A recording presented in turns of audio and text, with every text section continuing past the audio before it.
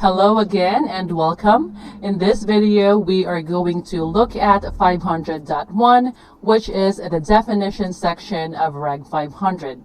So if you get a chance, please read the definitions because you really need to know them and it will just really help you. So as we go over the terms, I will not spend a lot of time on the definitions that are not going to be relevant to your role as a security GRC professional, only because there are certain departments in your organization that would be dealing with those terms. Now, the first term here is affiliate. It means any person that controls, is controlled by, or is under common control with another person. So we are not going to worry about this too much because it is going to be out of scope of this program. Next term is authorized users. Authorized users are employees, contractors, agents, or other persons that participates in the business operations of your organization.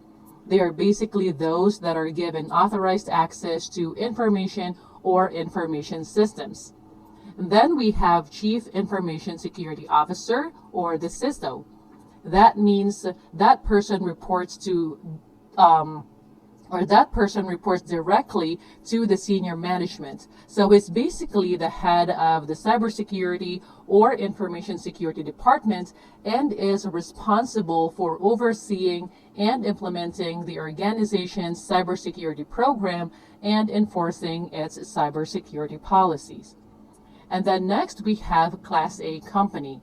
So it is not really for you to determine whether or not your company is a Class A company, but for the sake of defining this term, a Class A company has at least 20 million in gross annual revenue in each of the last 2 fiscal years and over 2,000 employees averaged over the last 2 fiscal years, or over 1 billion in gross annual revenue in each of the last 2 fiscal years from all business operations.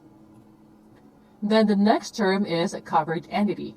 Again, if your organization is looking for someone who knows about Reg 500, that organization is a covered entity, or working for another organization that is a covered entity, or providing services to a covered entity.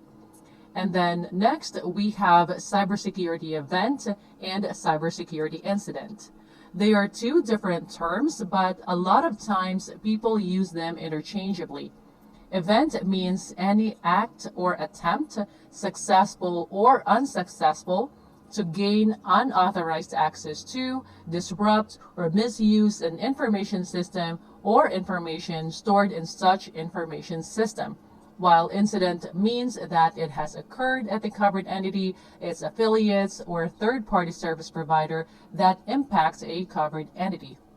So, in a nutshell, event will be an attempt, whether successful or unsuccessful. It may be serious or it might not be, depending on what happened. An incident might be more like a breach or a ransomware attack. So it's something that is more serious. And then next, we have the independent audit. So this is an audit conducted by internal or external auditors who are independent and objective, meaning their decisions are free from influence or pressure in any way, shape, or form by the organization, its owners, or managers, or even employees. So this requirement only applies to Class A companies. Then the next term is information systems. And we defined this in the beginning of this program, and I really hope that you still remember what information systems is. And then we have a multi-factor authentication, or MFA. So it is verifying a user's identity by using a combination of different authentication factors, such as the knowledge factors, possession factors, and adherence factors. Basically, a knowledge factor would be something you know, like a password or a PIN, and then possession factors would be something you have, like a smart card, a token, or a one-time password. And then adherence factor is something you are. So it's your biometrics, like your retina scan, your fingerprint, facial recognition, so things like that. So again, MFA would be the combination of something you know, something you have, and something you are. So for example, you are combining password with a PIN, and it's not really multi-factor authentication or two-factor authentication. This is just one factor because both password and PIN would be something that you know. But if you, for example, combine your password with a token, or combine your password with your fingerprint scan, or combine it with your PIN, or combine your PIN with your retina scan, then that will be MFA. And then next, we have non-public information, or NPI. A lot of times, information security professionals would say PII, or personally identifiable information. And then in the healthcare industry, they call that PHI, or protected health information. And in financial services, they call that NPI, again, non-public information. Here we have samples of those non-public information, such as names or other personal identifiers that can be used to identify individuals in combination with other information. So information such as security numbers or social security numbers, driver's license numbers, account numbers, or access credentials. So business-related information that will materially impact the business or its operations or security when disclosed to or tampered with by unauthorized individuals is also considered non-public information. So NPI is not just consumers' information, but can also be business-related information. So if your organization classifies these information as sensitive information or restricted information, you will know it because it should be included in your data classification policy or data management policy. And on a side note, make sure that you are familiar with your organization's data classification or data management documents. And then we have penetration testing. So basically, it is when authorized hackers are attempting to hack into your systems. So the key word here is authorized. Authorized hackers or penetration testers are basically information security professionals, and they test the adequacy and effectiveness of your security controls by trying to exploit the vulnerabilities they find. So depending on the scope of their test, they will look for vulnerabilities or the weaknesses in your people, processes, and technology. So the idea is to find those vulnerabilities first, report on them, and fix them before actual threat actors find them. So pen testers are also called the white hat hackers or ethical hackers. Next is person. It means any individual or entity, including but not limited to any partnership, corporation, branch, agency, or association. So again, not for you to decide. Another division will be in charge of this. And so let's move on. Next is a privileged account. Very important to know. That means any authorized user account or service account. Authorized user account is an account set up for an individual. A service account is an account set up so that a system or an application can communicate to another system or another application to perform services or functions. So this account has more privileges than a normal user account unless that user is an administrator.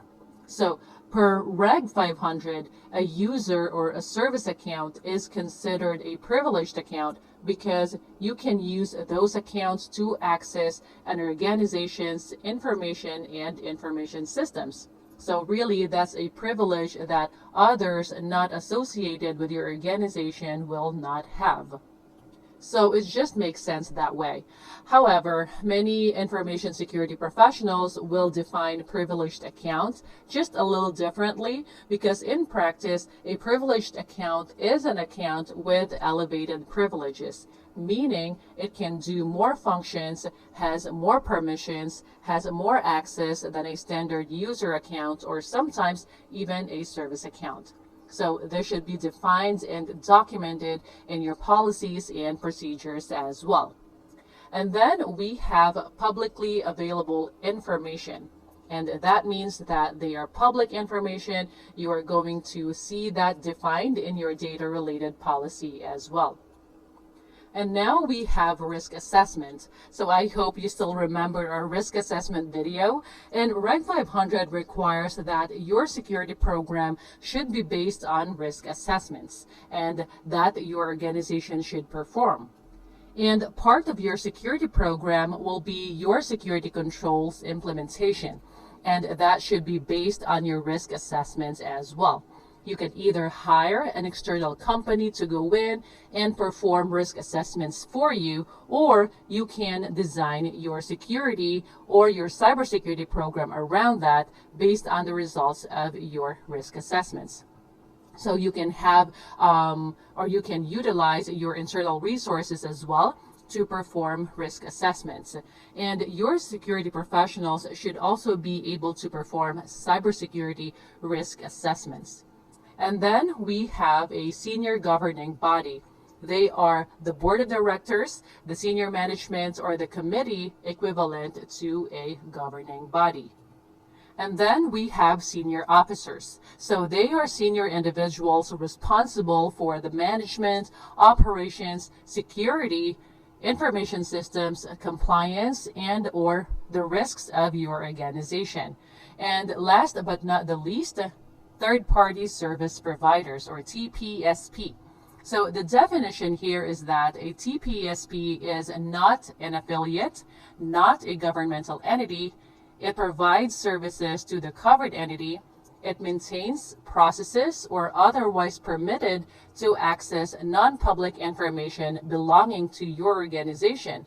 And an example would be if you have a managed service provider that you allow to process, to store, to maintain your data on your behalf. Okay, so that will be a third-party service provider. So again, please read the definition section. It will be very helpful. But that is all for now, and I will see you in the next lesson.